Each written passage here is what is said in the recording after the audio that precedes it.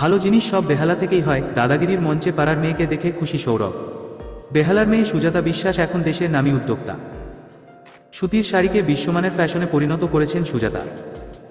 তার ব্র্যান্ড সুতা র নাম দেশজোড়া।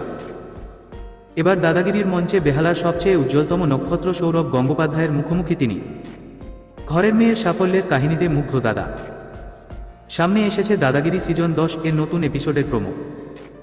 সেখানেই ঘরের মেয়ের প্রশংসায় পঞ্চমুখ মহারাজ। বেহালাবাসীর গর্ব সৌরভ গঙ্গোপাধ্যায়। তবে দাদাও বেহালাকে নিয়ে কম গর্বিত নন, তা বুঝিয়ে দিলেন। সুজাতার উদ্দেশ্যে তার বক্তব্য, সব ভালো জিনিস বেহালা থেকেই হয়।